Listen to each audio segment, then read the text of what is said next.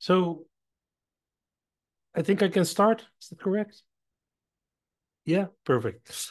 Um, yeah, welcome everybody to this masterclass about dualism and monism.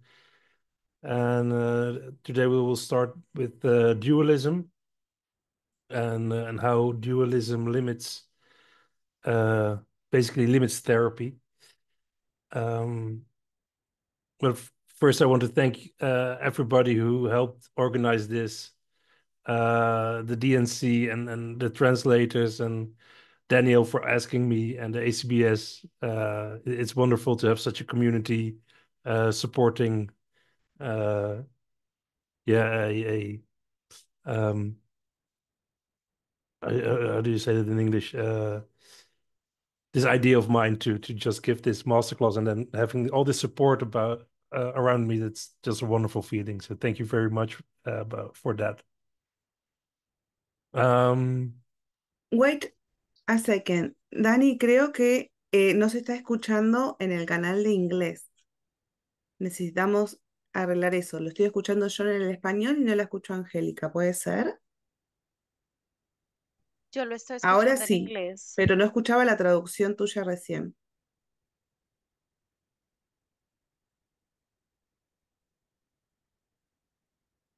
Sí. yeah, yeah. If, if, okay. Yes. Did it? Okay. Is it resolved? Yeah, it was so Okay, cool. cool.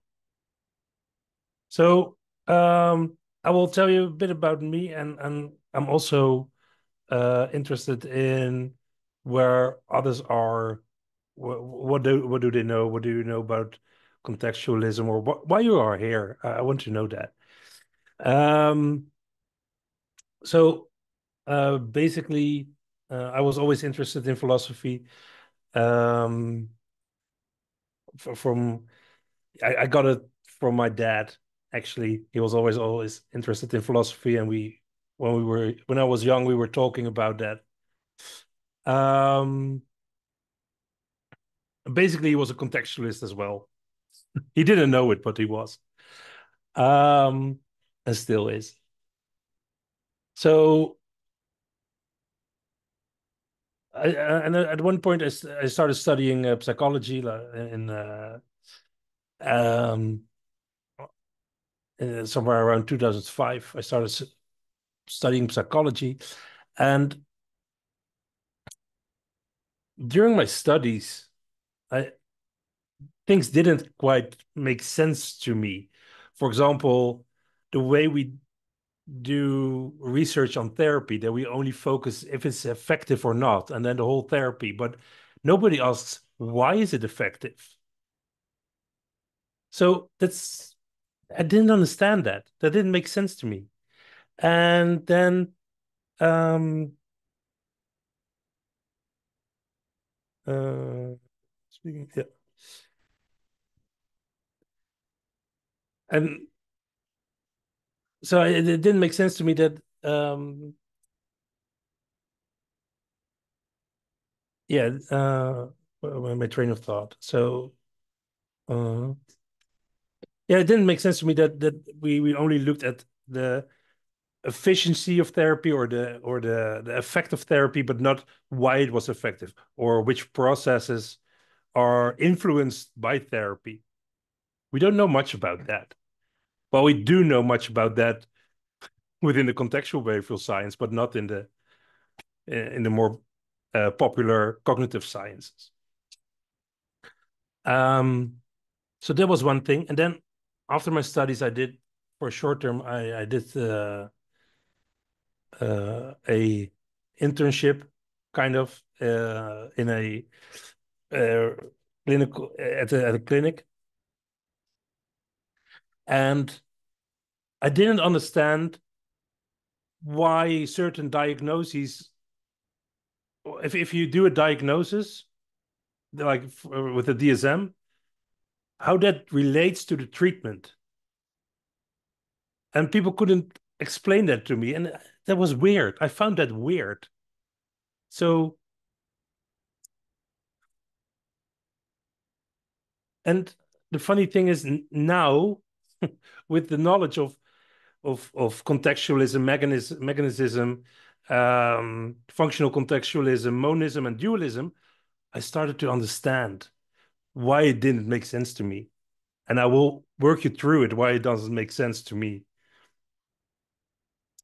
So before we continue, I would like to know how many people are, how many people do know something about functional contextualism? How many people do raise your hand? There's this hand thingy, right?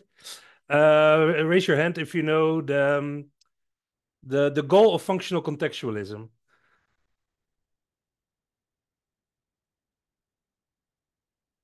Oh, right. Ah, that's nice. Okay, okay, okay, okay, great. Then I know a bit where we're at with this group. I will walk you through everything, but then I know a bit where we're at. Thank you, thank you. By the way, if you have any questions during this presentation, um, please let me know, because I love to get interacting with you guys.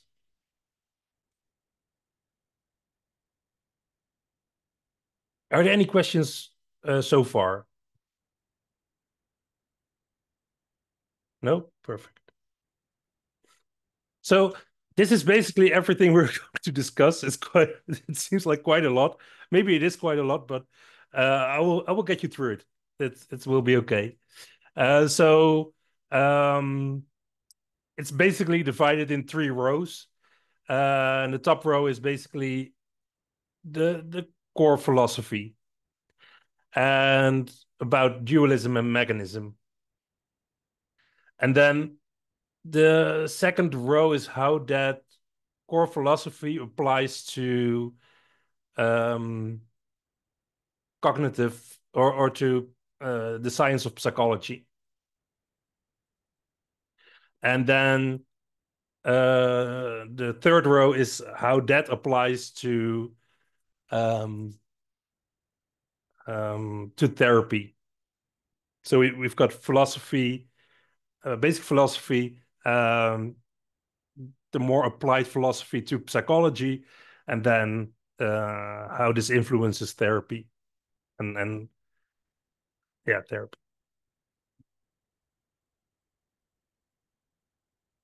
So let's start with a bit something different than contextualism. It's actually mysticism. Um, I know mysticism, scientifically, mysticism is a bit frowned upon, but I actually like it. I'm a bit of a I like mysticism. It's has something attractive to me. So because I like it and I think it's fun, I just start there. I thought, yeah, it's my presentation, so yeah. Um, so basically, mysticism, most mystic traditions say that before there was anything, everything was light and everything was love, unconditional love. That was uh, that was all there is. And um, this has different names. It's like it can be called source, it can be called God, it can be called all there is. Um, uh, are there any? Well, basically, that maybe you get the point. So there is nothing else than love and light and here and now, right? So try to imagine that you're only love and only light, and that's all you are. So you're this white light, and there's nothing else than this white, beautiful light, love. That's all there is, right? So basically, this this This is it. Endless light and love. Well, it must be very nice to be endless light and love, but it's also a bit boring, right? Because you don't experience yourself as light or love or this. Yeah, you don't experience yourself as unconditional love because for experiencing, you need something which is not light and love. You need a thing that is not it. You need contrast. For experience, you need contrast. So being light and love and unconditional love and only that, it's wonderful, but it's also a bit limiting because you cannot experience yourself what it is in experience to be loving to another person. It's not possible if light and love is all there is, which basically is the same thing. So what would you do as being source, being almighty? Well, you split yourself. Yeah, no, you don't split yourself, but you make part of yourself dark or absent of light, which basically is darkness. Darkness is absent of light. Well, that's a creation then, right? That's something you create as being source, as being God, as being love. But as soon as you create that, you have to relate to it. There are now two things that have to relate to one another. So that is something I find very interesting. As soon as this source or you create something, you have to relate to it. And you could basically say that looks like this. Because through relating, there gets a dynamic going. So a bit more love, a bit less darkness, a bit more darkness, a bit less love.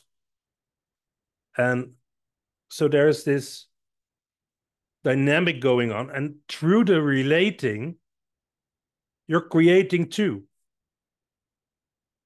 So relating becomes creating because how I relate to something that will foster a creation. Does this make sense to people? I don't hear any questions. So, okay. So basically creating is relating because when you create, you have to relate to it. And relating is creating. I find this amazing. I'm really excited when I had this idea. It just popped in my mind a couple of days ago, so I'm still excited about this. But the funny thing is that how we relate to things is how we create the world, and this is what I'm going to show you as well today. So maybe people have noticed that this is basically yin yang, right? Basically the same thing. So the two opposites are part of a single unit, and they only exist in relation to one another. This is basically monism. If you want to flatten it, or I don't know how you say that in English, but if you want to cut it short, this is monism. Two or more, but let's say two things that relate to one another as being dependent on one another within a single unit. We'll get into it more the further we go on, but this basically is monism. So we could say X and Y, right? So two variables, x and y, two units, x and y, that relate to one another. Okay. Any questions so far? No? So what I told you now, you don't have to agree with me to get the rest of the story, right? To get the rest of the webinar. It's okay if you say, oh, Richard, I don't believe in a source. I don't believe in God. I don't believe in the things you just said. That's okay. You don't need to. From now, we'll go the contextual route, right? We'll go the more philosophical route. It's just something that's near to my heart, so I wanted to share that with you. And it's a nice entry in this in the webinar. So the next thing is, okay, how can you relate to things? And in general, there are basically four options. It's very unnuanced, right? There's no nuance to this, so um, there's more nuance in life than what I'm telling now. But in in a way, you can divide them into four units. How you can relate two units to how you can relate two units to one another. The first one is that x exists and y doesn't, or x is important, y is unimportant. All right. So basically, only white exists.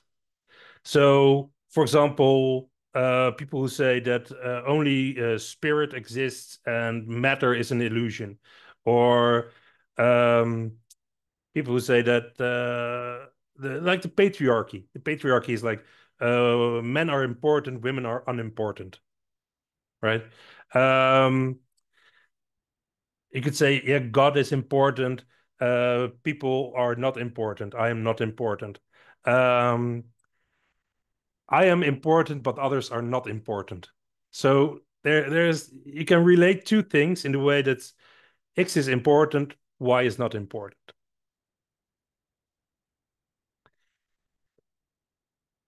Then you can do the reverse.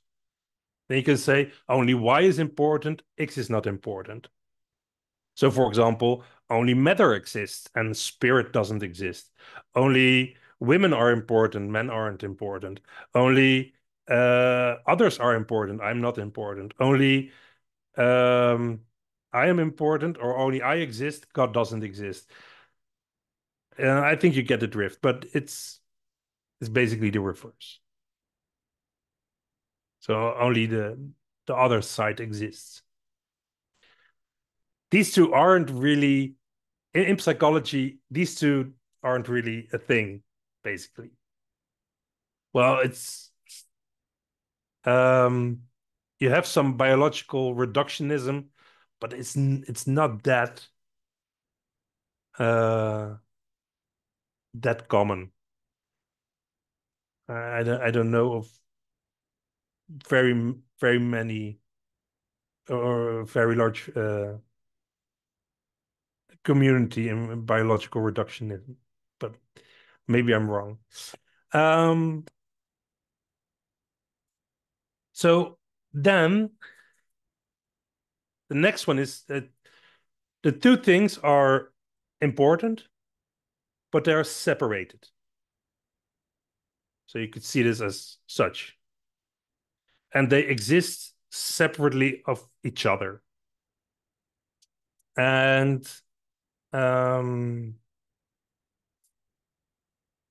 there's some there's strict dualism and less strict dualism. So in strict dualism, there's no interaction between the two units, and within a bit less strict dualism, there's a limited interaction between the two.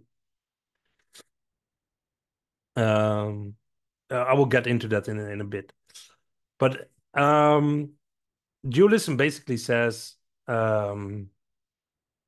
so God exists, I exist, but we're separated. I'm separated from God. God can hear me. He can maybe hear or I can't hear God. I don't know what God thinks. Maybe he can hear me, but there's a separation between me and God. Or there's a separation between men and women. Men and women are fundamentally different. They maybe should exist in separate worlds or something like that. Um, Me and you are separated. I don't have any influence over you, and you don't have any influence over me. We are separated beings. There's I exist without the need of you exist need to, I can exist without you existing, stuff like that. Uh, in nature, you see it. You see how we relate to nature. Currently, you see dualism. Like we don't experience ourselves as being nature. No, we go into nature, right? We have these parks and recreational um, places where there is nature, and then we can go into nature. So we and nature are separated. There's places for nature and places for us, and they're not the same. So I think that's a very good example, dualism. Um, and then you've got monism. So monism says there are two units, and they're continuously interacting with one another because they can only exist as um, a part of one another, as a whole. Together they make a whole, and they cannot exist independently of one another.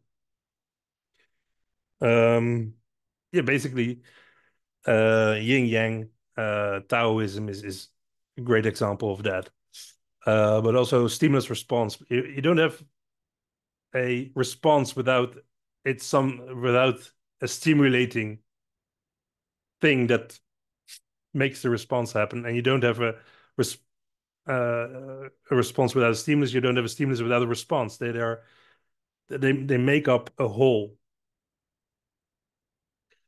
Uh, like in religion, you have this idea that I'm part of God, so I am God, and we are I and God are a single entity. So that's basically four ways how you can relate to events, to units. And today we'll be discussing dualism, and next time we'll be discussing monism. So basically the uh the upper right and the under left. That's correct? Yeah. Dualism and monism. Are there any questions so far? No? There is a comment in the chat by Esmeralda. She said, I find interesting that you even learned about all of this in Dutch Oh, and now no. are teaching it in English. No. I've learned all this in English actually. Most of this I learned in English, and then some things I just came up by my own. Todo, what does that say, Daniel? I'm not very good in Spanish. Avi, the translation is okay. Yeah, Okay, it's great, running cool. great. Okay, then I'll continue. So, before we go on with getting into dualism, this one here, I want to focus a tiny bit on the goal of functional contextualism because I really love the goal of functional contextualism. And so the goal is prediction and influence with precision, scope, and depth. So we won't go into precision, scope, and depth today, which is also interesting. But we will go into prediction and influence. What is prediction and influence? Because in dualism, you don't have influence, you only have prediction. I will walk you through it. Maybe I'm talking a bit much right now, but I will talk you through it.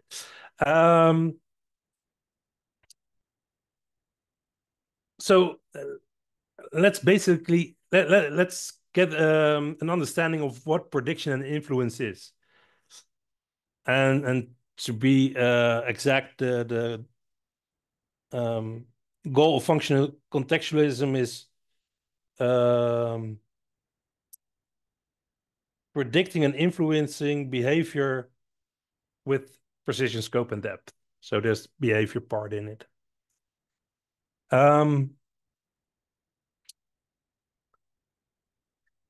So we have X. There's a relation between X and Y, and we want to understand the relation, what the relation is, how the relation functions, or yeah, what it is, an understanding of the relation. So you could basically think of this as a ball falling, right? You can take a ball and you can take it up a certain height, and then you drop it, and when you drop it, you measure the time. So height, time, X, Y, and you can measure that, and you can measure the time the ball drops, and then you stop the time when it hits the ground, right? And now you can do that from different heights. And as such, you get an understanding of the relationship. And in this instance, you can make a formula for the relationship. And by understanding the relationship, you can now predict and influence the time the ball drops. So let me explain that. So we can predict that by holding the ball 10 meters off the ground. I'm sorry, I don't know what that is in the other in the US version. So I'm sorry about that. So I will use metric for now, if that's okay. So I will be holding the ball 10 meters off the ground, and I can predict through knowing the relation how long the ball will fall. And that's actually 1.4 seconds. So that's prediction. Then we can do it the other way around. I can say I want the ball to fall 1.0 second. Exactly, on the spot. What do I need to do to let the ball fall 1.0 seconds? How high do I need to hold the ball for it to fall 1.0 seconds? And that would be 4.9 meters. So, and this basically is influence. I can influence the time the ball drops by holding it a certain height. And I can do that by understanding the relationship. So this basically is influence and prediction. This is how easily, the most easiest way, or the easiest way I can understand influence and prediction. Because actually I had a hard time understanding influence and prediction. I didn't, the X math. Oh, I'm sorry. I'm reading some things. I'm seeing, Richard, the way you are teaching makes the act matrix easier to understand. Oh, I'm sorry, I don't, I'm not a fan of the act matrix, but we can discuss that later on. I'm sorry about that.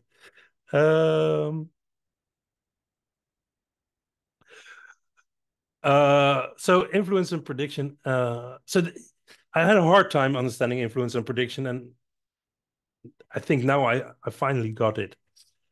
So for me, this is it. Understanding the relationship between X and Y.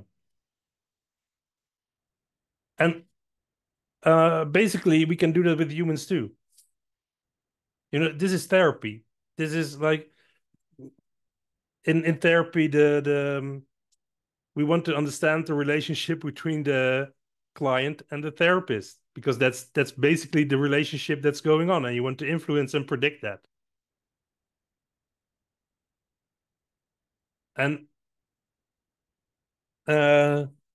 you can see that as a stimulus response relationship, or context behavior in context relationship, in which it's basically the same, those two things, because a stimulus or context is that with which the organism or the client in this instance is confronted with. Something the client or the organism is confronted with, and the response or the behavior is that is that which the organism or the client does by being confronted with the thing they are confronted with. So stimulus and context are basically things, events that you are confronted with, and the behaviors, how you interact with that. So you can see that as a whole. But we'll get into that the next time, much more. But I just wanted to show you. And so basically in therapy, influence is that you want to know, you want something to happen, and you want to know what you have to do to make that happen. And prediction is you do something and you can predict what happens. That's basically it. And of course, we are much more complex than the dropping of a ball. So it's a bit more complex, but this is still basically it.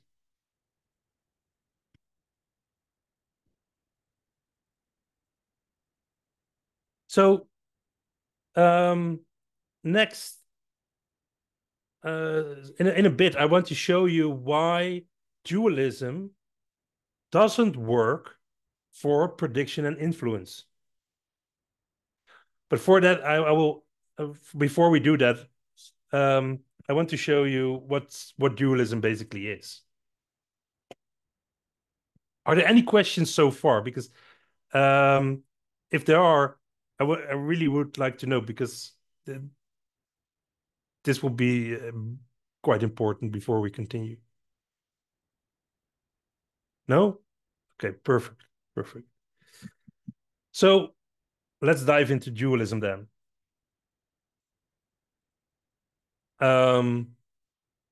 So dualism actually kind of started with René Descartes. René Descartes was, they say the Enlightenment, the European Enlightenment started with René Descartes and Spinoza, but I will stay with René Descartes for now. And I think that's kind of true, and I will show you at the end of this short piece why that is, I think. But first, let's see what René Descartes thought about dualism. So René Descartes basically thought, yeah, I can doubt about everything. This is him doubting. Like, I can doubt everything. I can doubt that there is that this life exists. I can doubt that you are here, that I'm here, that I can doubt about everything. So even if somebody, if it's like an entity or an evil entity would make an illusion of my mind and or an illusion of the world, I could doubt that. I could doubt that. I can doubt everything. But he said, one thing I cannot doubt. And that is that I'm doubting. He couldn't doubt that he was doubting. Is that a thing in English? I don't know. doubting. I don't know even if that's a verb, but he couldn't. So he couldn't doubt that he was doubting. So therefore, and he said doubting is a thought, is a thinking process, is a something of the mind. So if doubting exists, because I cannot doubt doubting, and doubting is something of the mind, then the mind should exist. Okay. Okay, he said, but um, the mind is something different than physical objects like my body or a tree, because I can cut a tree. I can cut a tree into pieces. I can cut my body into pieces. It's not very nice, but I can. You can do it, you know. But a thought, I cannot cut a thought into pieces. So he said that those two things, those two worlds, the world of the mind and the world of the body or the material world, they are different substances. Today we would call it different processes because we would like to call everything a process. Back then they called it um,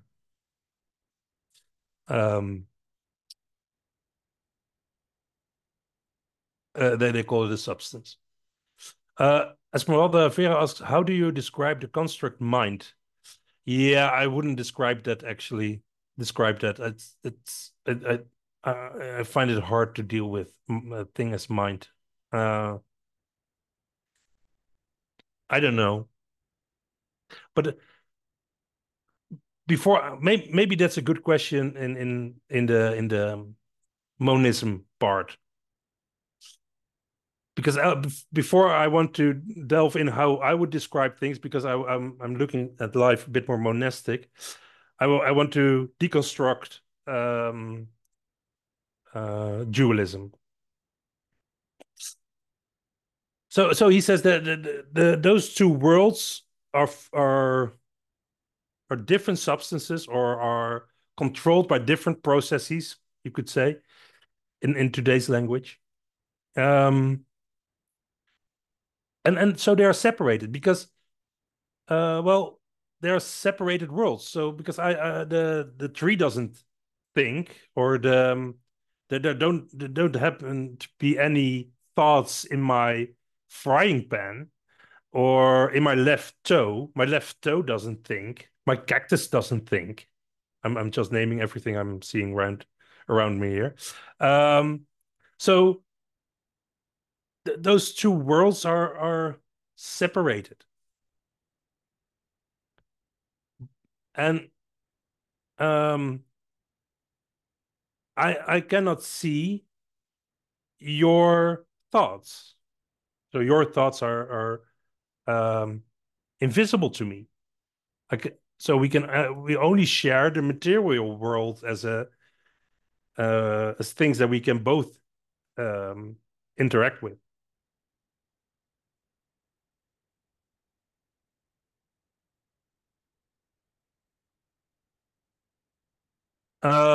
Yeah, Hank Rob, you're correct. I would go. So Hank Robb says, I had the impression that dualism of Descartes was that there were two fundamentally different kinds of stuff in the world. Material stuff, which takes up space, exists in time, and has weight, and mental stuff, which is spaceless, weightless, and timeless. Hank, you're basically correct. You're just using a different analogies or words. So um, the mind, or the mental space, or the space of the soul, because for René Descartes, soul and mind were the same thing, is separated from the material world, and I cannot see somebody else's mind. I cannot read somebody else's mind.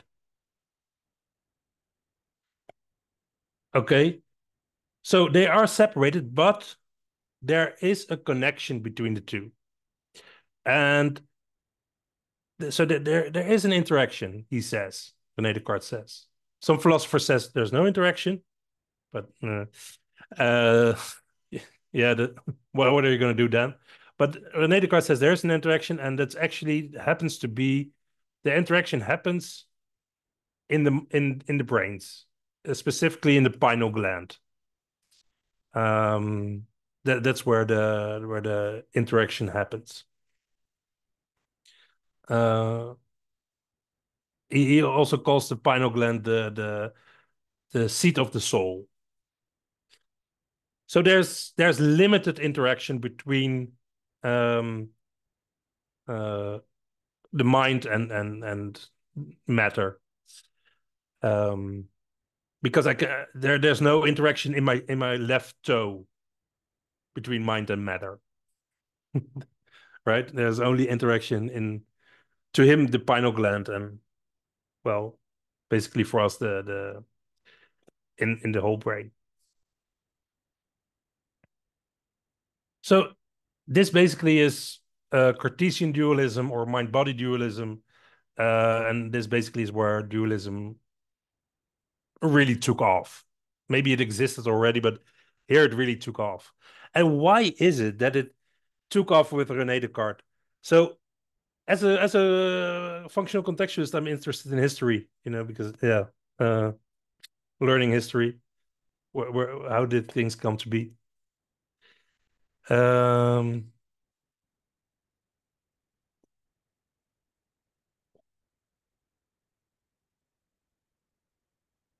so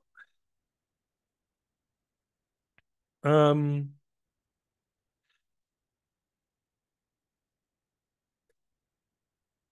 what happens during the time of René Descartes, which was like 1650s, around that time.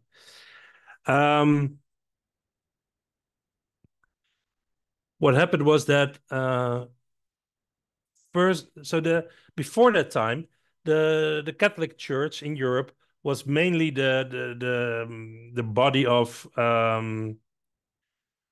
religion, of science. It was all done by the Catholic Church. The monks were scientists, were religious. It was basically one thing. It wasn't really a separate. Science wasn't separated from religion. It was one unit. Philosophy, science, religion was all one unit. And during that time, two things happened. So first of all, the Protestant church was created by Luther, and they fought a war with the Roman Catholic Church. So now, the 30-year War it was called, and so now the Protestants, so now the Catholic Church wasn't the only one to rule over their religious domain. There were the Protestants as well, and um, they lost authority to the Protestants. At the same time, the Catholic Church lost authority to the scientists, because there were some scientists of that age, like Galileo, who said that he had evidence that the Earth was turning around the sun instead of the sun turning around the Earth. So before that it was Copernicus, but Copernicus didn't have any evidence yet, and Galileo had evidence. So René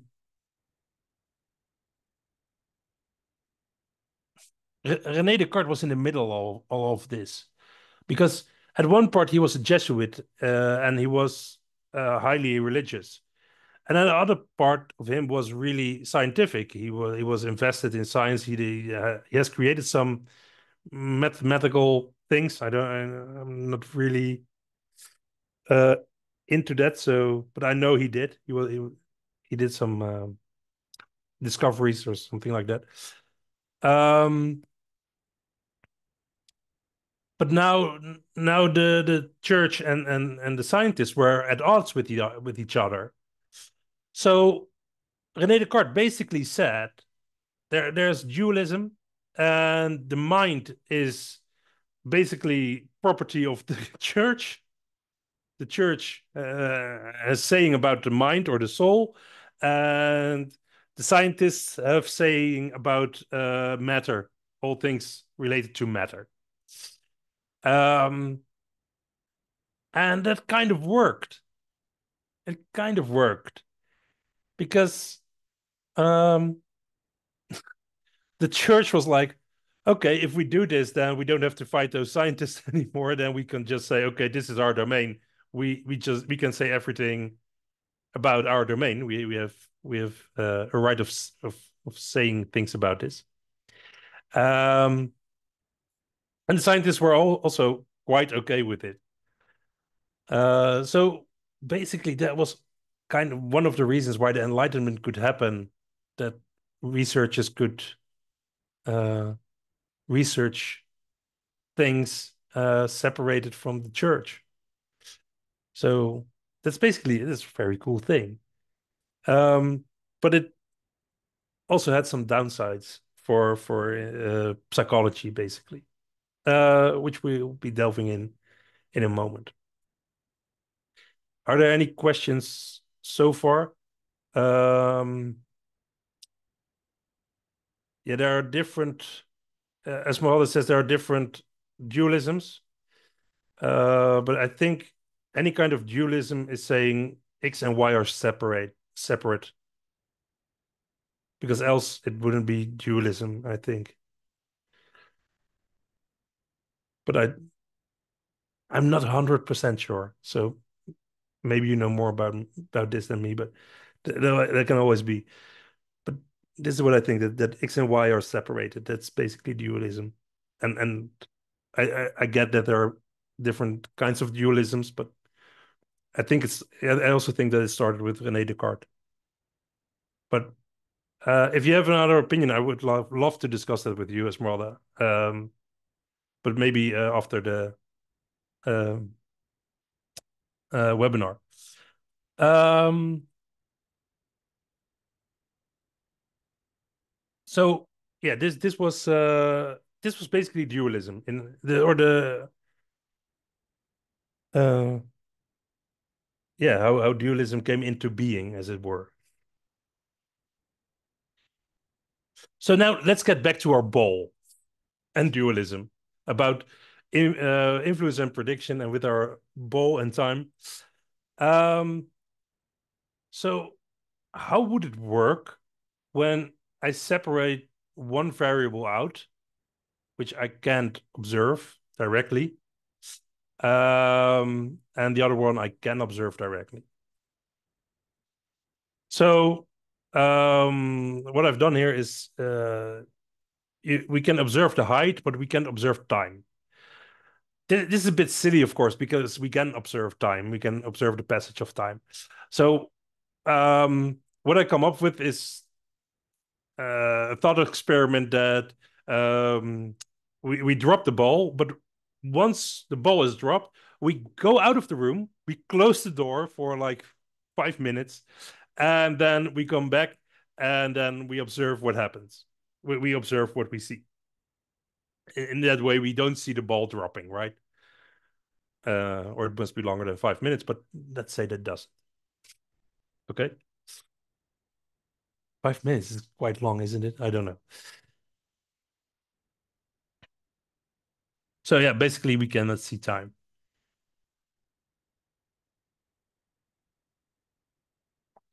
So what happens is, yeah, we drop the ball, we close the door, we come back, and we see the ball laying on the ground. And we assume that time had something to do with it, right? So the ball, we let it go of the ball, the time happens, and then the ball is on the ground. But we don't know anything about this relation, right? So the only thing we know for sure, the thing that we observe is we drop the ball, and when we drop the ball, it falls on the ground. So we drop the ball, ball falls on the ground. That's what we know. We don't know anything about the time. So with this knowledge, can I influence the ball dropping for exactly 1 second? If I don't know anything else, I cannot observe anything else than this, than about about things dropping. Every time somebody drops something, I have to close the door. Can I know the influence of height over time? I would say no, because for knowing the influence, we need to know how the two variables relate, and this is all the problem of psychology to me. But before we delve into psychology, I want to first get a bit into mechanism, because it's a bit easier to explain psychology when we also get into cognitive psychology, when we delve a bit into mechanism. So mechanism is actually mechanism and dualism were wait mechanism is a philosophy of science, right? And mechanism and dualism, well, mechanism was earlier, but René Descartes was very was very much in favor of mechanism, with the philosophy of mechanism. So those things are quite intertwined. So what is mechanism basically? So mechanism boils down to this. Life works as a machine. So how does a machine work then? Well, a machine has an input. The input is and has an output, and the input is processed by a processing unit to the output. So the input is processed, and then you get an output. Input, process, output. That's basically what a machine is. And then the processing unit has, I will get into that later. So it's quite linear. So you have input, processing unit, processing unit, processing unit, output. And in some cases, you can have a sequential process, so that the process divides up, but it's still linear, but then 2 times linear. Okay. Are there any questions about this? The linearity, like first you have the input, then you have that, then you have that, then you have that, and then you get the output. Any questions about that? No? Okay, perfect. So the processing unit consists of 2 things. So there are the material units, the physical parts of the unit, the process, like the gears and stuff, and how the gears turn, and you can describe how the gears turn and such. So those are the physical processes. But it's believed within mechanism that every processing unit has a function. So just give me so the if you have if you ever have made like a Lego machine, from Lego Technic, then every gear has a function. So one gear turns the next gear, and that gear makes it that the movement is now sideways, and then stuff like that. So you could say that every gear or unit, processing unit, every physical processing unit has a functional process. And in mechanism, we want to know this functional process of the unit. And Pepper describes this functional understanding of the processing unit as a blueprint. In a blueprint, you can describe what every part needs to do or why it's there and what function it has. So that's why I use the blueprint for symbolizing the functional processes. And in the world, when we discover new mechanisms, we don't see the functions. You don't get a manual with the every process. You don't get a manual with your brains, right? So mechanism basically says we have to do research to fine-tune our understanding of the blueprint, our understanding of the functions of the mechanism. That's basically what it says. So one thing to note is that there's a one-on-one relationship between a function and a physical part. So every physical part has a function, and most physical parts only have one function.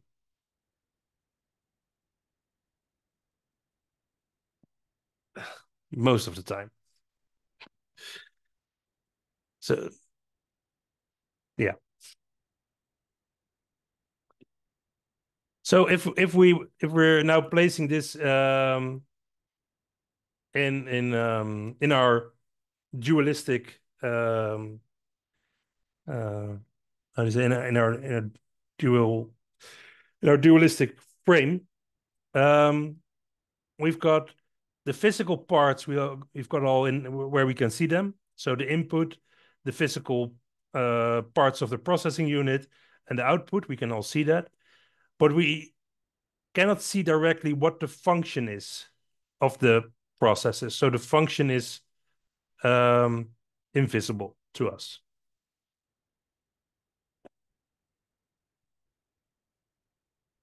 And basically in mechanism, most often it's about the focus is on the processing unit. So most of the time, this is it. So you have the processing unit and you want to relate that to the blueprint. You want to relate the movements of the physical units to the functions that units have.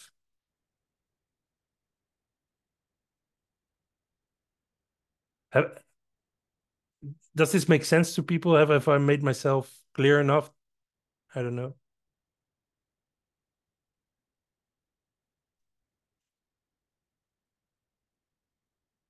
Okay, perfect.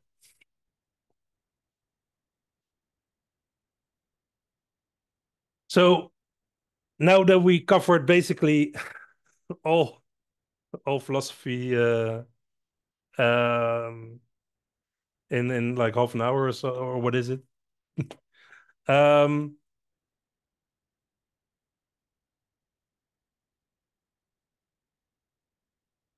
uh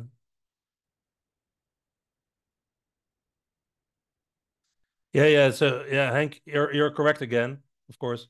Hank says, I'd suggest that the mechanistic idea is that each of the gears are fundamentally separate and are then fitted together in ways that work or function together. So you can take the mechanism apart into its distinct pieces and see how they are put together. And for a mechanist, that is what science does. So yeah, what science also does is take some part out of it and then see how the mechanism doesn't function anymore. So if you just take if you just take something out and then it doesn't function anymore, and then you can say, oh, then that part is responsible for the function which isn't working anymore.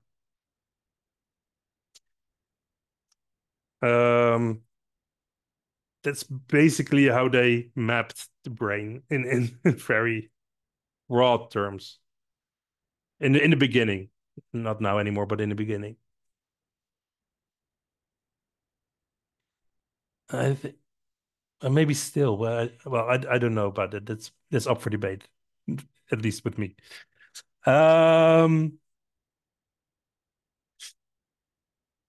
So let's see how that applies to the brain,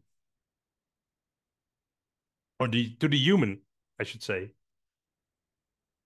So we've discussed mechanism and dualism. So how do those two things apply to cognitive science and where we are today with in the broader sense of science, of psychology?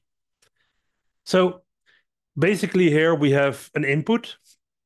This person sees the tree, the sensory, the how you say, the senses, they are responsible for the input, the five senses, and they bring information to the brain. The brain is processing what the input of the five senses, and then my behavior that everybody can see is the output. So we clearly have input by the senses, processing by the brain, and the output is behavior. So, for example, if I would say, hey, that's a tree, me saying that's a tree, that would mean that would be behavior.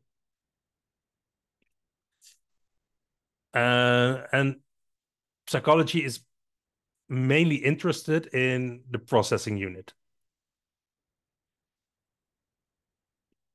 So here we see linearity again. We've got an input, a processing, and then the output.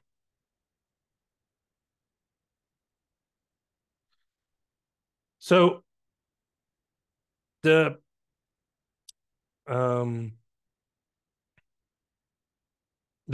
cognitive processes are basically the blueprint or the functions of the brain.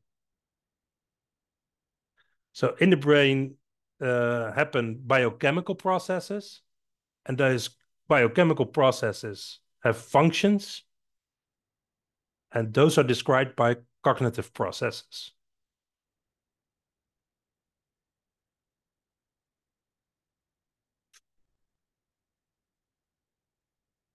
And also here there's like this tendency to relate parts of the brain with cognitive processes one-on-one. I think that's being debunked right now, so that they say that like with certain that the whole brain is stimulated whatever you do, but I don't know about that. But I think everybody knows that there clearly was a tendency until very recently that there was this one-on-one relation, like this part of the brain does that part of the brain is responsible for this, stuff like that.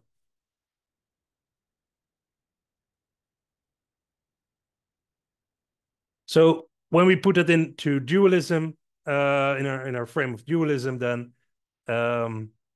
we cannot observe the cognitive processes directly. So these are observable, or not directly observable, and these are directly observable. So the biochemical processes are somewhat directly observable, and the input and the output are directly observable for others.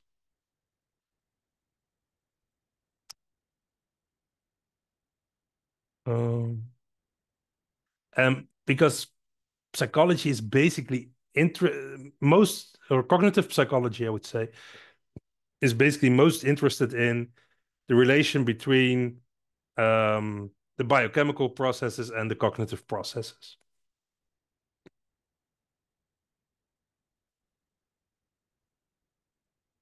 It's not completely true, but it is a bit.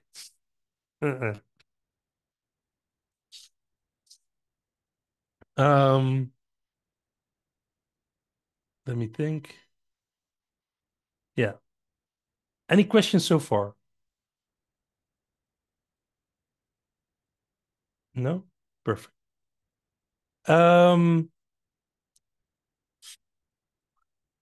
So how do you measure cognitive processes if you cannot observe them? That's a very good question, Richard. um, how do you do that? Well, you do that by proxies. So what is a proxy, basically? So a proxy is if you cannot measure a unit directly, you measure something that is related to that unit. I will explain this with an example. So let's say that I want to know the income of the Dutch people. But I cannot ask everybody directly. It's also prohibited by privacy regulations that I just go to the uh, uh, tax uh, taxes department to ask what everybody is earning. So basically, I cannot get the information I want, not directly at least. But what I do know is that you need a lot of money to buy certain houses. Certain houses cost more than others. And well, yeah, you need to pay that. And therefore you need income.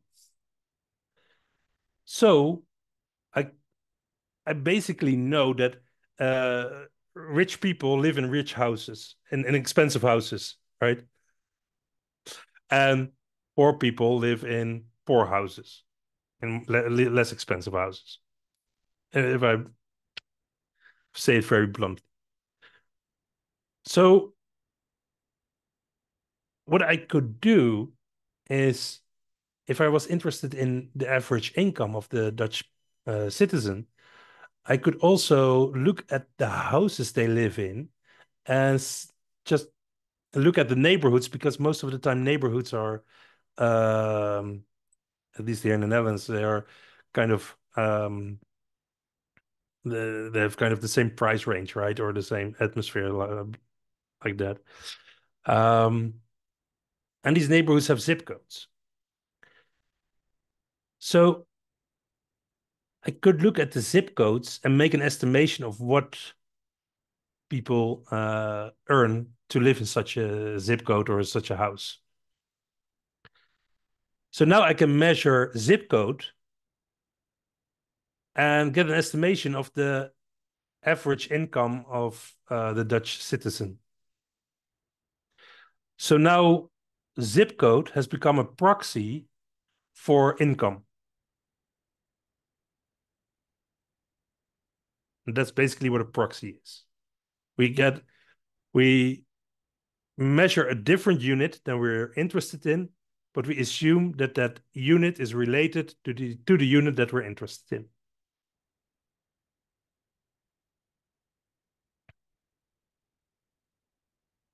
Basically, we do the same with cognitive psychology. So we make a questionnaire. We assume that that questionnaire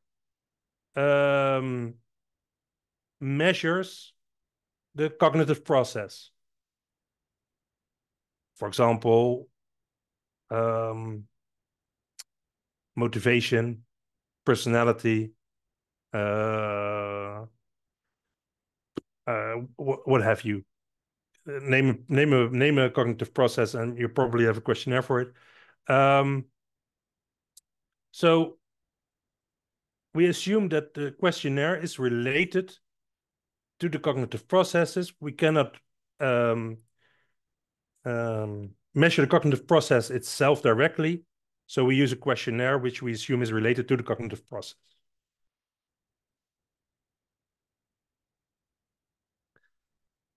But to go back to our income and zip codes example, I actually can check with a small group of people if my assumption is correct. You know, I can check that. I can check, okay, how much, I can go to people and ask, okay, how much do you earn and how much is your house and what zip code are you in?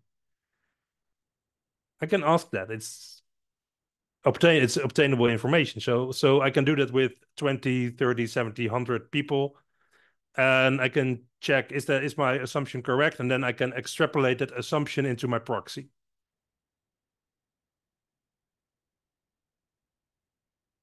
And then it's an okay proxy. But I cannot do that here. I cannot verify my proxy here. So that's a bit of a problem.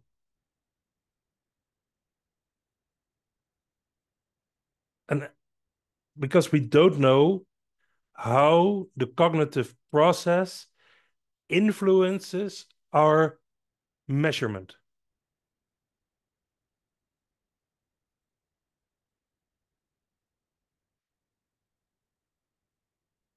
So our measurements and our processes are separated.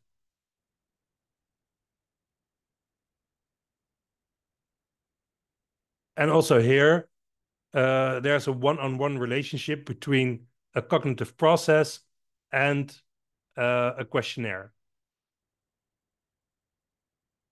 Because how are you going to measure two cognitive processes in one questionnaire? That's like, it gets an error in my mind already. It's so hard that would be. So this is the easiest way to do that. A one-on-one relationship between a cognitive process and a questionnaire. Because how are you going to do two? How can you relate two things that you cannot observe both? This would be like this. That's like there's a questionnaire that's related to the cognitive process, and another questionnaire that's related to the cognitive process, and then you relate those two questionnaires, and because those two questionnaires give a correlation coefficient, you assume that those cognitive processes are related. That's basically how it's done. In very blunt. I'm saying everything very blunt. Sorry, I'm Dutch. I'm doing everything very blunt. But we can verify this relationship. So there's no way in telling if this relationship is accurate by correlating these two questionnaires. So this basically can be done. So we end up only knowing the correlation between two questionnaires. It's a saying that what does filling out a questionnaire measure? And it basically measures filling out the questionnaire. That's basically what I'm saying.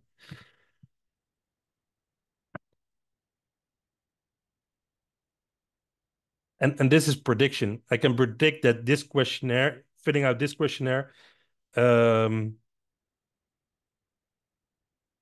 can predict that with filling out this questionnaire in a certain way, that you will fill this questionnaire out also in a certain way. So if I would score high on this questionnaire, I can predict that if you score high on this questionnaire, I can predict that you probably also would score high on this questionnaire because of the correlation. But I cannot influence you scoring higher on a questionnaire. So I don't have influence, I only have prediction. And we'll see that happening more as we go on. So this basically is this is a proxy. So now we've got the basic fundamentals in cognitive psychology, the philosophical fundamentals, and we've got the proxies. So let's turn our eye on how science works in cognitive psychology, which will be our next three things. Yeah, so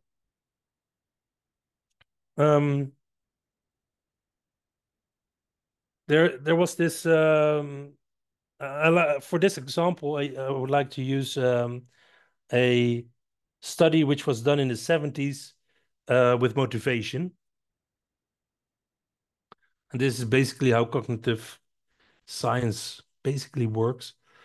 So they wanted to know how motivation was influenced if you are reward people externally. And I will show you in a moment what I mean. So you must know there was this puzzle which was very popular at the time in the USA at universities, and researchers thought, okay, so people are intrinsically motivated to do this puzzle, right? And now they divided two groups, and both groups would do the puzzle. They kept on puzzling and solving puzzles, and one group would get money for each puzzle they solved, and the other group would not get money for each puzzle they solved. And so that part of the experiment was finished at one point in time, and then they were asked to go to a waiting room where different things were, like books, magazines, things to do, and also this puzzle. So you could keep going on puzzling after the first part of the experiment was done. But participants didn't know that the second part was also part of the experiment. They were just said to wait there, and they would have the results. They needed to do something with the results, and then the experimenters would come back to pick them up. But in the meantime, the experimenters were timing how long they would take, how long they would keep going on puzzling, how long the participants would keep going on puzzling with this puzzle. And what I found out was that in the group that received the money, that they didn't keep going on puzzling, going on with the puzzle as long as the group that didn't receive money. So their conclusion was that by presenting an external reward, you make the motivation also external. Because now they were not as internally motivated anymore or intrinsically motivated anymore, the students, as they were without the money. So let's put this in our dualism schematic. So we've got doing the puzzle and the money as kind of an input, basically. So here I'm wrong about the thing I said before. But this is the input, which influences the process of motivation, puzzling with money or puzzling without money. And the way the process is influenced has an influence over your measurement. So your intervention has an influence over your process, and your process then, your changed process has an influence over your measurement. That's basically the assumption. but you don't know these relations. You cannot verify these relations. You cannot verify directly how motivation has changed. So, because you cannot measure motivation directly.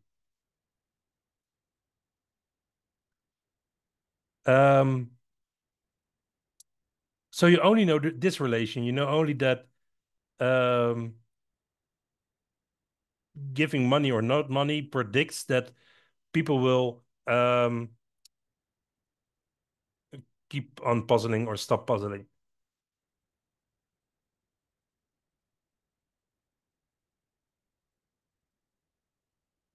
So you end up basically with this. This is what the research has done. And I can show you because this was the research. This was the intervention. This was the measurement. T is 0 is the intervention. T is 1 is the measurement. That was basically the research. And then the cognitive process is, if I'm very blunt again, is just a narrative. And maybe I'm doing my cognitive colleagues a disservice, but I'm sorry to be so blunt. But it's basically just a narrative, but you don't know the influence.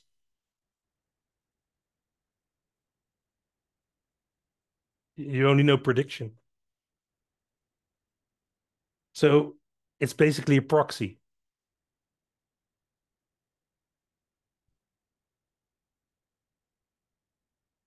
And also here we see that this intervention like only targets motivation. So it's a one-on-one relation between intervention / measurement and process. So in that way, science and theory are basically separated.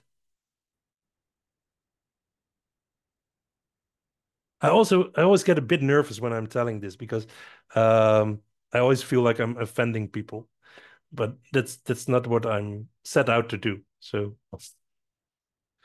I'm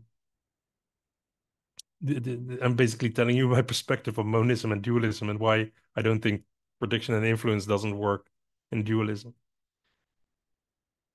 So let's go to the brains then, right? So the study of the neurocognitive psychology. And to be short on it, the brain measurements are basically proxies as well. It boils down to that. But we'll dive into it a bit. So what very often happens, how research is set up, is that there's an intervention, often a computer task, but it can also be a therapy or whatever. There's an intervention. Well, let's take a computer task right now. So you're in this MRI machine, laying there. I've done it myself. I know I know how it is. It's very claustrophobic. And then you have a screen which you have to do some puzzles on or something happens there. You have to make choices or I don't know what. And then they measure the brain activity. So it's assumed that this intervention, this procedure, influences the cognitive processes, and that these cognitive processes are related to the biochemical processes.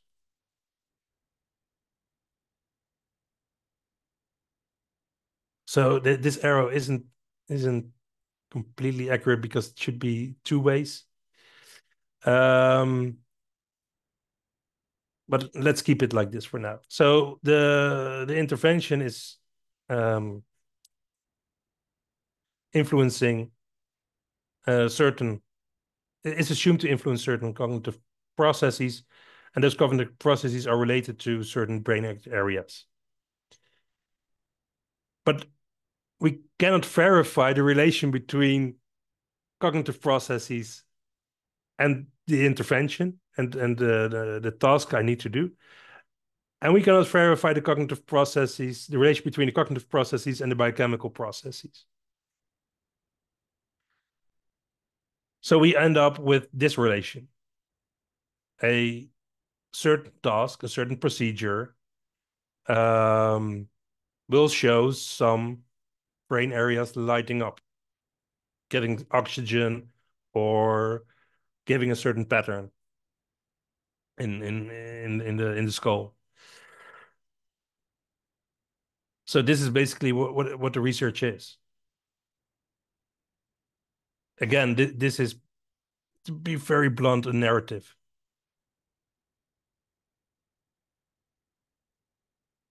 So we end up with this. This is what we end up with. We can predict that doing a certain task lights up certain brain areas. Or lights up certain brain areas more than others. And again, we have a one-on-one relationship between brain area and cognitive process. And also here, when we try to relate to processes, we do the same as before. We relate one cognitive process to a brain area and another to another brain area. And if those two relate in a certain way, those two relate also in a certain way. But we don't know the relationship between the cognitive process and the biochemical process. So we can't really verify this relationship.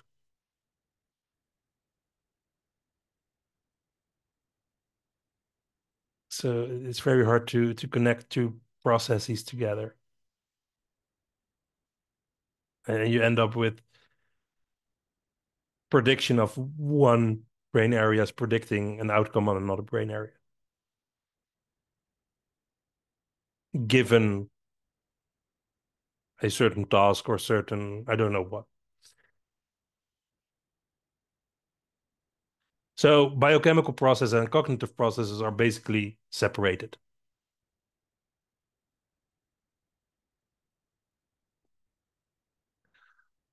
So let's go to the DSM then. So the DSM is when you have a disorder. And I really love this phrase, a disorder, because it means like a order, which is now a disorder. So something had to be in order for it now to being a disorder. So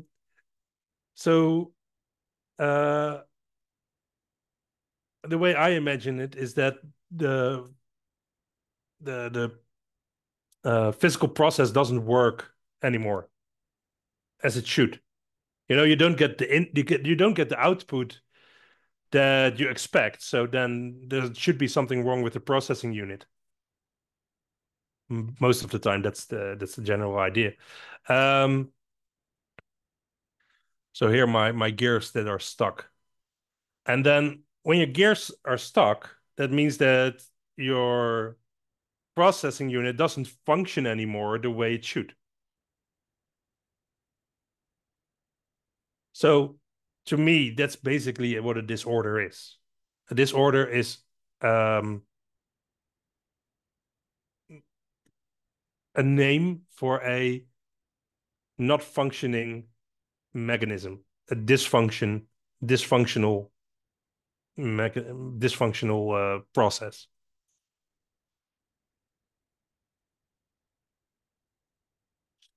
So a dysfunction in the brains is related to a dysfunction of the cognitive processes, because those two are related.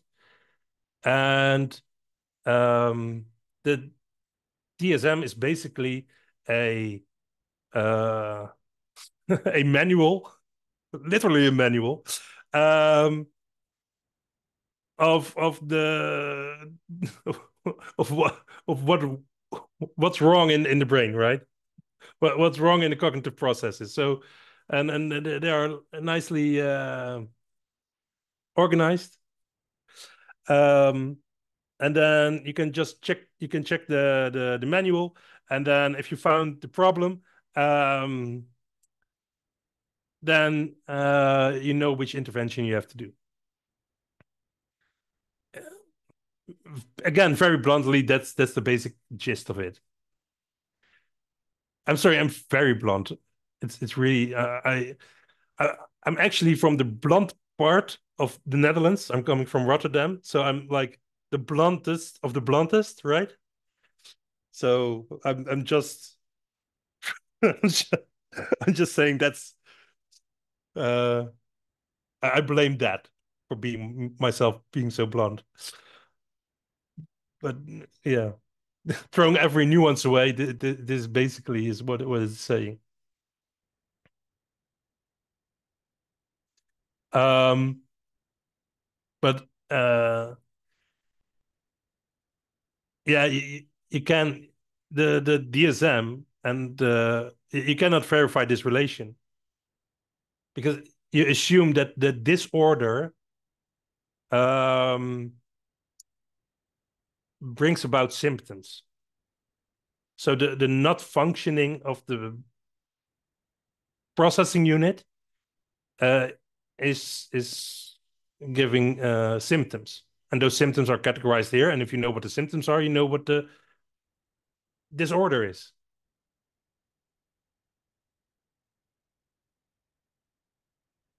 Yeah, I've made a Lego Technic Lego thing myself, and when I make it so that it doesn't function anymore, you get this awful sound, right?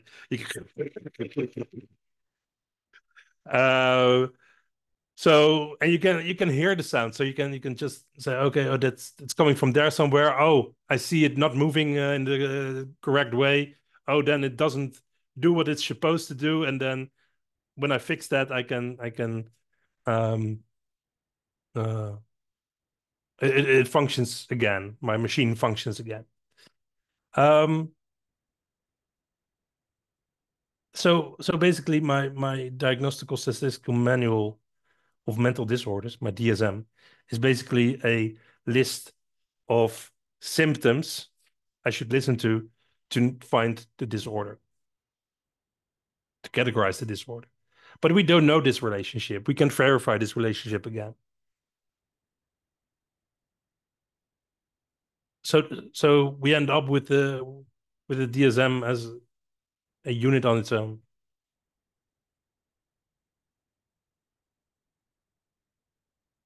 And basically,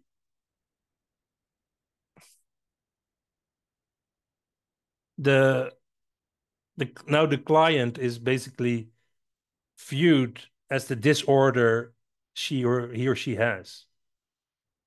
I don't know if that's the case too in where you live, but in the Netherlands, we don't like to treat disorders, but our whole system is based on treating disorders. So basically, the human being, the client, is now separated from his cognitive disorder, because we don't know the relationship between the two. We can verify the relationship between the two.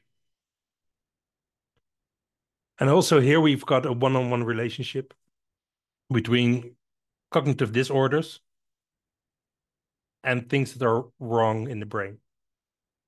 Well, kind of.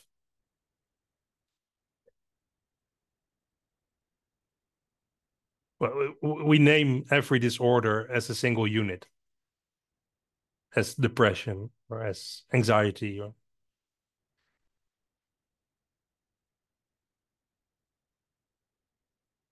And again, it's very hard to know the relationship between two disorders, because we end up with this thing again. So most of the time, a disorder has also a questionnaire, or an outcome on the questionnaire, and then we relate those two outcomes, and then we relate those two disorders with each other. And then we can say, oh, this is the comorbidity of this disorder compared to that disorder. But we don't know this relationship again. We don't know this one. So yeah, all we end up is comorbidity. But we don't know the processes that make the comorbidity happen, or how do you end up with this comorbidity? What processes, what cognitive processes are responsible for that comorbidity? It's impossible to know that based on this philosophical principle.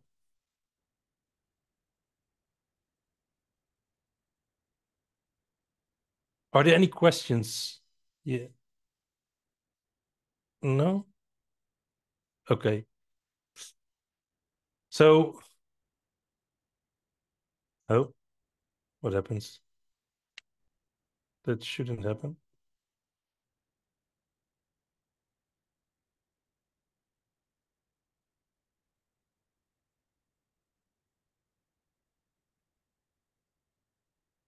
Oh, wait.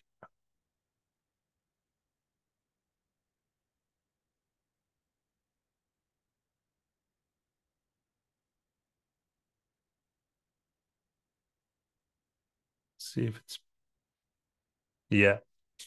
So basically, what happens if that we in cognitive psychology is that we tie everything together with correlations and other ways, and then we assume that the processes are also uh, related to one another in such and such way, but we don't know these relations, so we end up with this.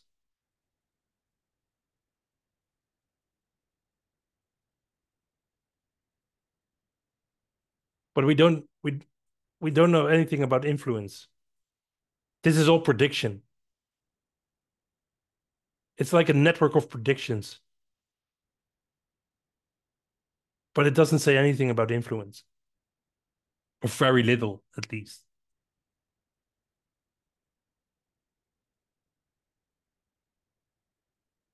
So, um, in short, this is it. We have a cognitive processes which are set to define human behavior, and we measure them through proxies, but we don't know if these proxies actually measure the cognitive processes, because we cannot measure the cognitive processes directly. So these end up being proxies.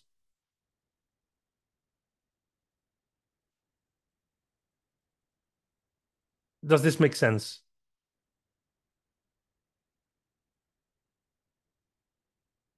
It's funny, we started with 33 people and now we're down to 22. Maybe my bluntness does have an effect. No, I'm just kidding. Or maybe not, I don't know. But it will continue anyway. Question, though perhaps a reflection of my own confusion. Are you saying that based on philosophical prism of dualism, that there is no such thing as construct validity? In other words, that there are cognitive processes that are measured by proxies, and we can verify that relationship? Yes, that is correct. That is entirely correct. Yeah, I know. What? So, Dr. Ali Negriera says my mind is blown, and my mind was also blown when I discovered this. So yeah, I can get that. I can get that feeling very well, because like I said at the beginning, I always felt that something was off, but I couldn't put my finger on it. And now I'm putting the finger on it very bluntly. If you do that, then yeah, that's like, whoa, what, what, what? Yeah. So please allow me to get your mind blown even more. Now we delve into um, therapy, because this is a fun thing. Uh,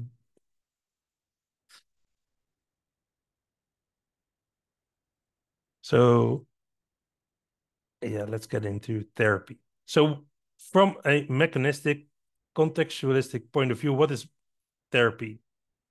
So we start with a unit that is not functioning anymore the way it should. So there is a natural mechanism, and that natural mechanism is not functioning anymore. The not functioning mechanism.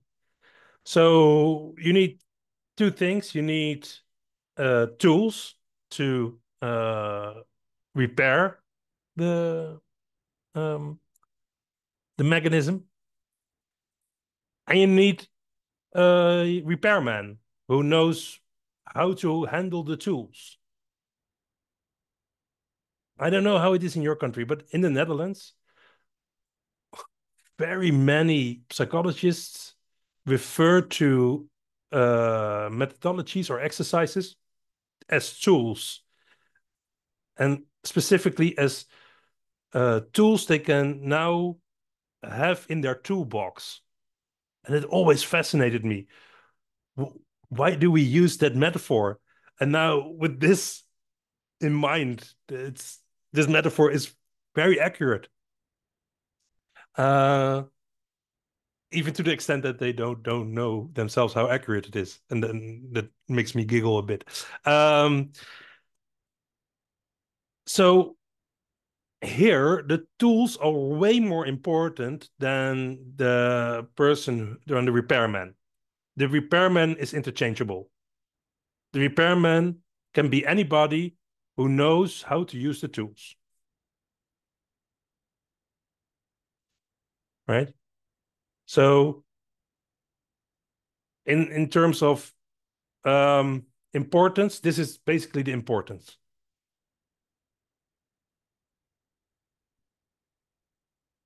It's the tools are related to the disorder or the cognitive process. I will get oh yeah, we'll get into that right now. So the tools are set to influence the cognitive process, and the cognitive process is then um, influencing the output that we can all see, the behavior. The behavior is, in a sense, the output. So by fixing the disorder, I can treat the patient.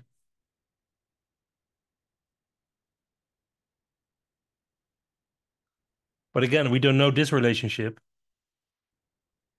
So we only have this one. So we can only predict that certain tools, in a very broad sense, have a certain effect. But we cannot influence precisely we cannot influence the processes, so we don't know how to influence those processes to fine-tune our use of the tools. So we end up with this. We end up with prediction and no influence.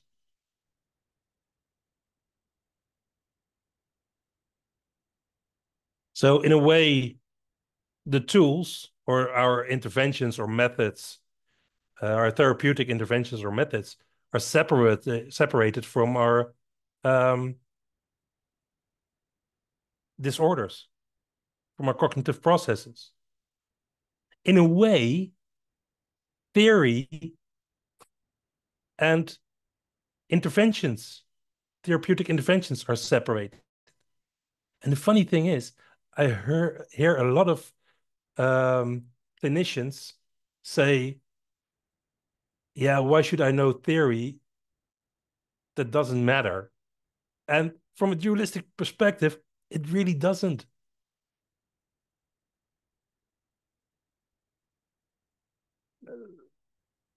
I find it so hard to say because it hurts me as well if I say that. It saddens me somehow. But we'll continue on this path. Next time it will be lighter, I think. I always see when I discuss dualism, I always see this as like creative hopelessness for the psychological field. Like bringing you in despair. I'm sorry. So, oh, I think I put them too close. Give me a bit.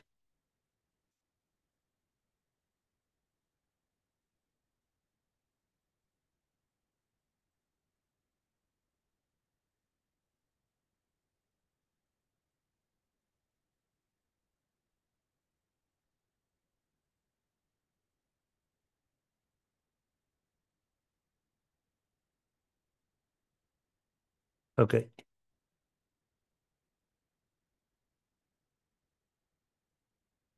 So this is my way of saying a protocol. So we're going to look at protocols right now.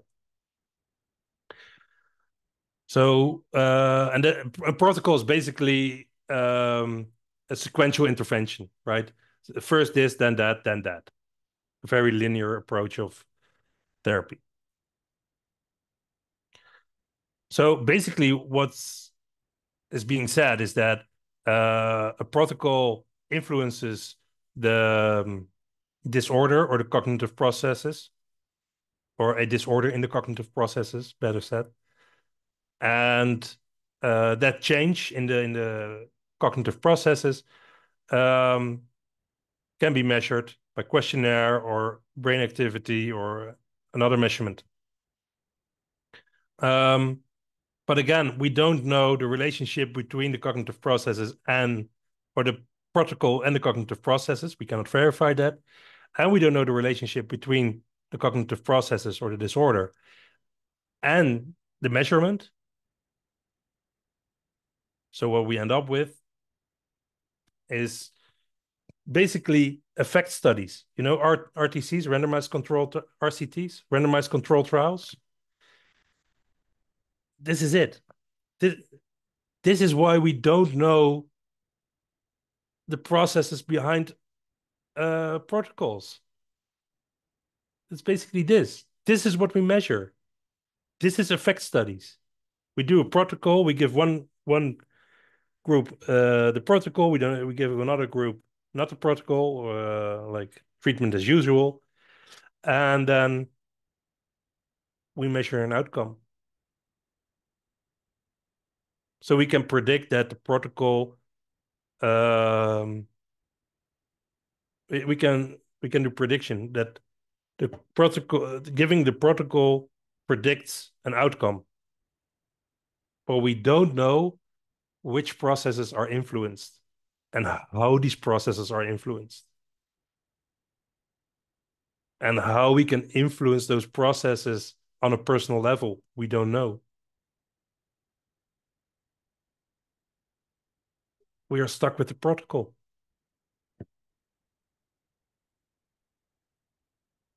So in a way, the protocol and the disorder is separate. And again, it's very hard to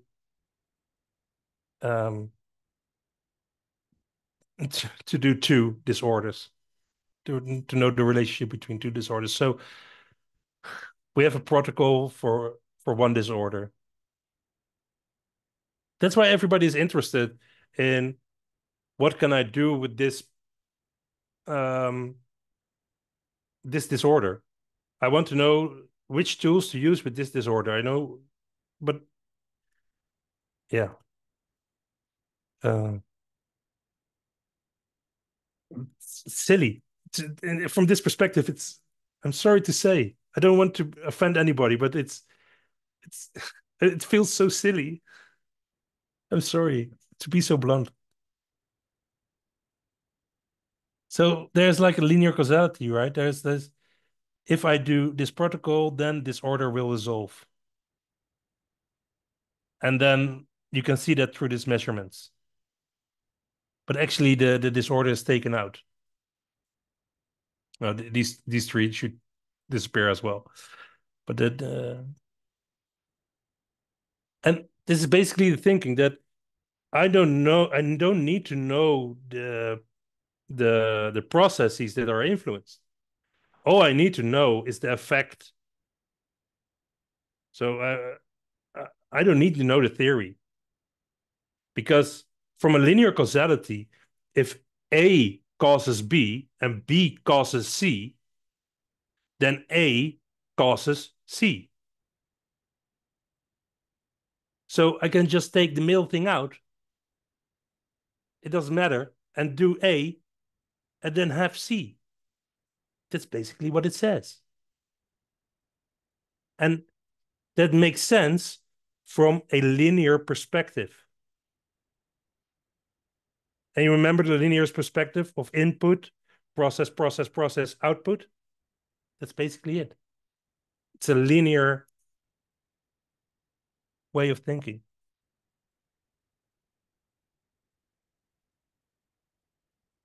Okay. Juliana Galvis, she says, but in order of ideas, we can say that those processes do exist.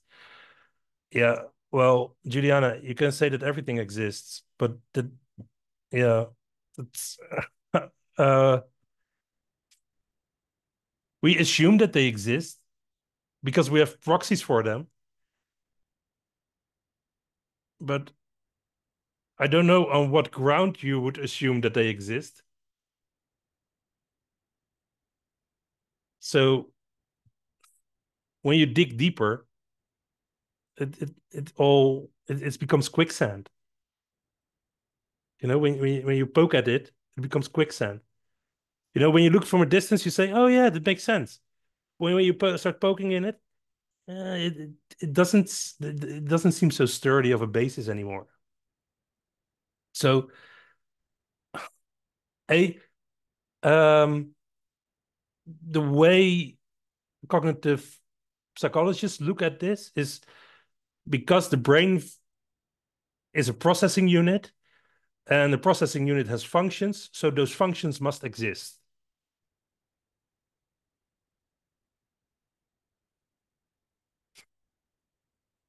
But you could raise some doubt about that, if I'm being not so blunt this time.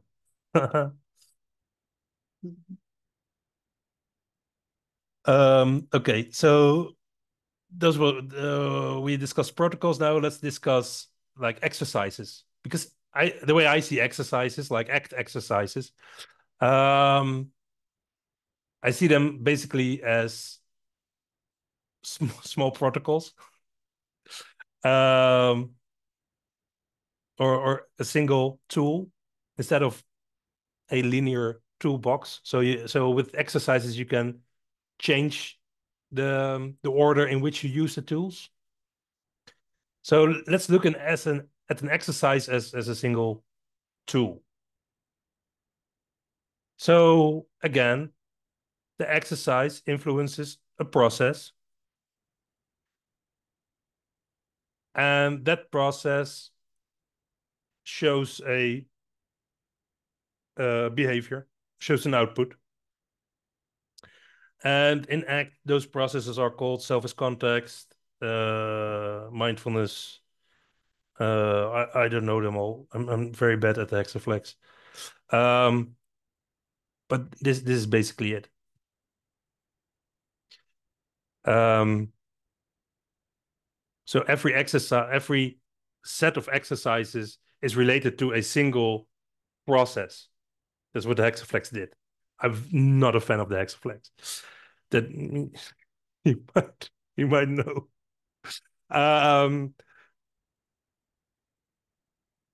Because this is basically it.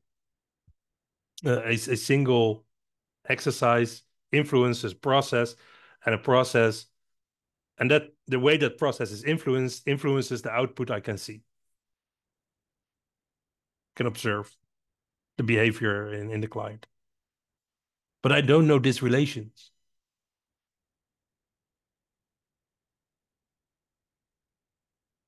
So I end up with this. And even the guys who do RFT, they couldn't verify this. They couldn't verify the mid-level terms with the interventions. So you end up with this. You end up with prediction and not with influence. You don't know how your intervention influences the process, and how your process influences the behavior you're looking at.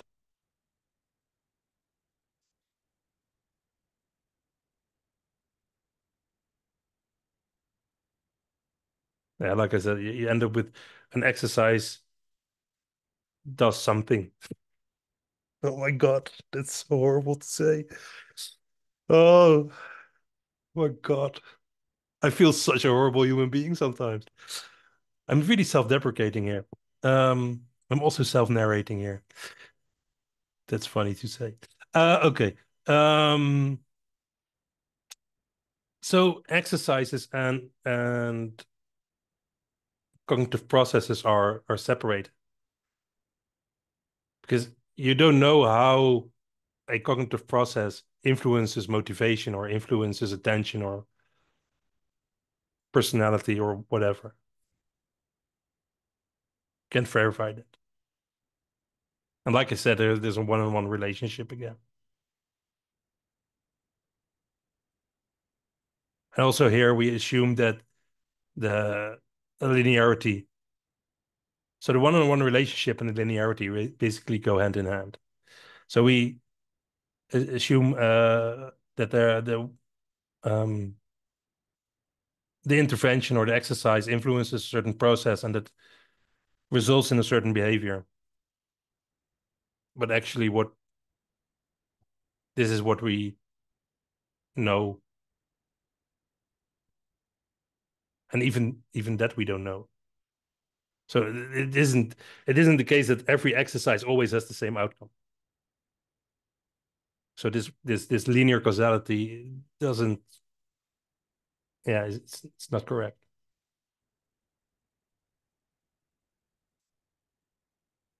Okay. I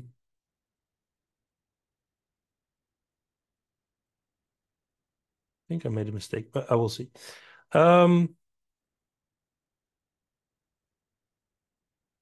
Yeah, so what does this mean? What does this all mean for therapy? So we discussed dualism, we discussed mechanism, we discussed cognitive processes, we discussed tools and the repairman. What does this all mean for therapy? So we saw that the therapist is basically his tools. The repairman doesn't matter, the tools matter, if I'm very blunt.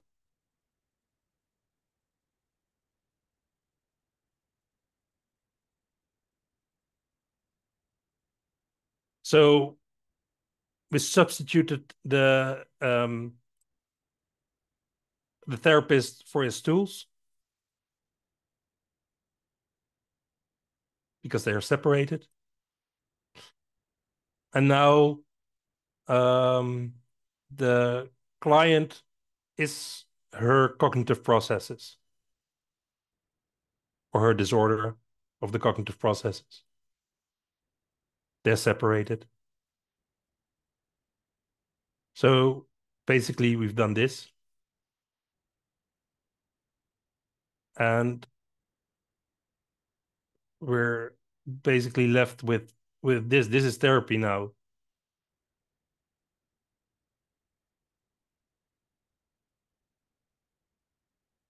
That's awful. I find this so heartbreaking.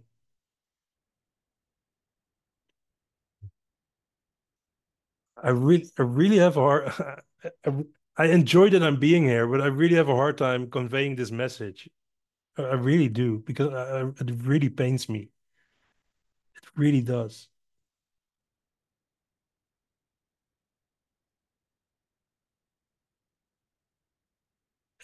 And these two are, we can't verify the relation between those two, so they are separated. So therapy basically boils down to tools. That's it. Tools and outcomes.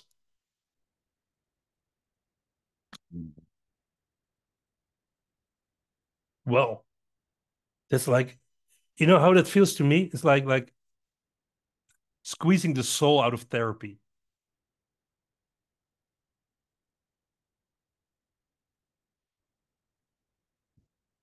Oh man.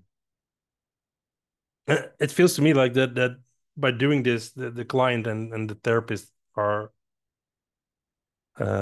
separated as well. Okay. So let's discuss how this works if we're a system. You know, how as a society, how are we going to finance therapy this way from a dualistic perspective? Right. Okay. So I don't know how it is arranged in your countries, but in the Netherlands, we very much we have very many quality quality lists, quality checklists that you have to abide by to be a good therapist. Well, that rings as a proxy to me, which I think it is. But and I too, I'm a clinician as well, and I was until recently I was member of um, uh, een beroepsorganisatie. How is it called?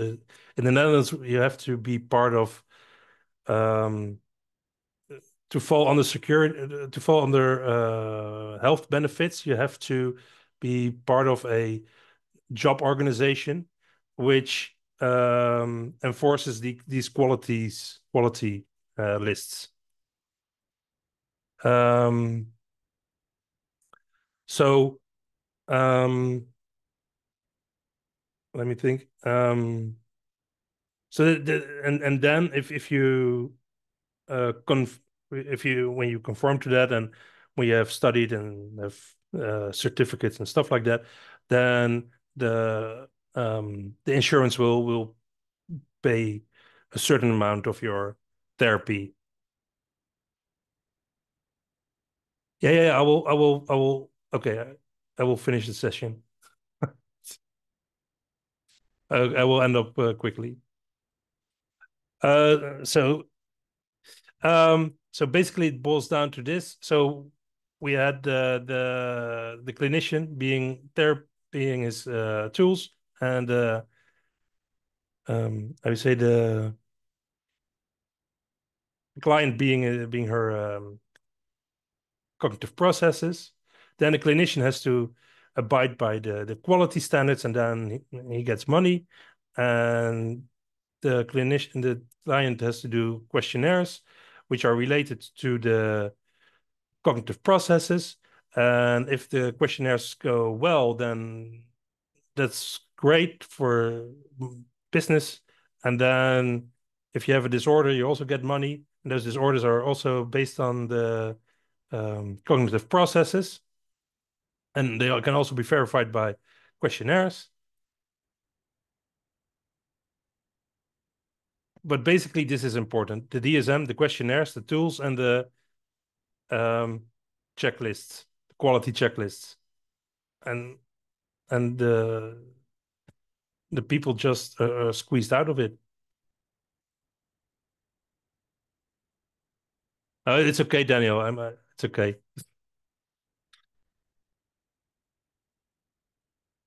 So the quality checklists are separated from the therapy.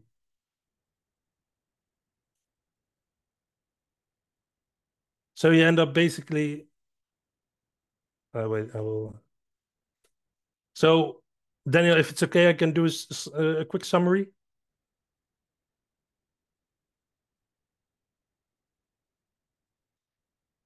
So we discussed dualism, mind-body dualism,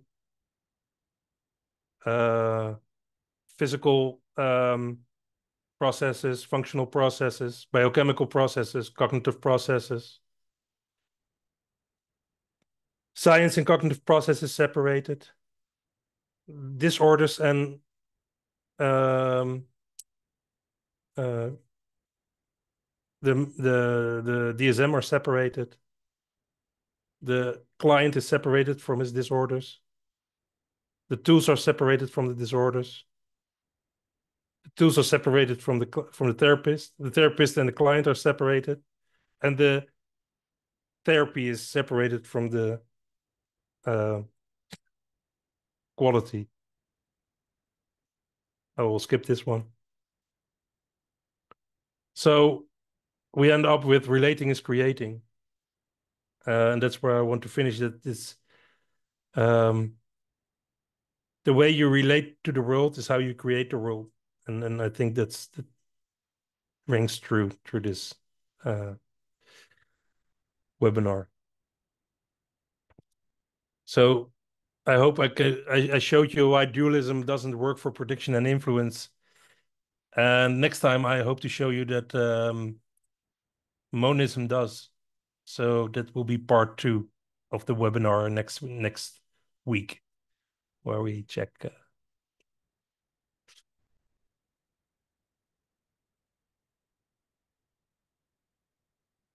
So yeah, this was it.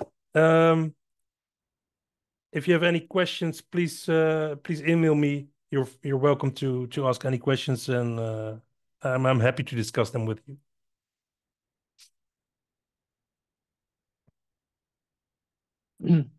Yeah. And the next part is definitely much more uplifting. Definitely. Definitely. Yeah. You're welcome. You're very welcome. Oh, I hope I don't. I haven't bumped out people too much. Thank you. You're so kind. Thank you. Thank you. Thank you so much. Thank you very much, Richard. Well, happy to have you here, and we'll see you next Wednesday at the Yeah. same time. Yeah. Thanks. It was lovely to be here, and yeah, lovely to have. It was lovely. Thank you. Thank you. See ya. Bye, everybody. Bye. Thank you. Bye.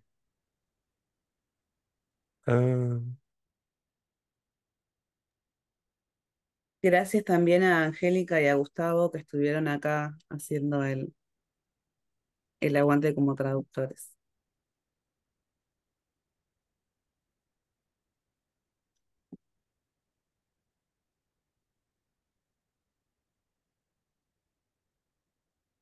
Wait. Sí.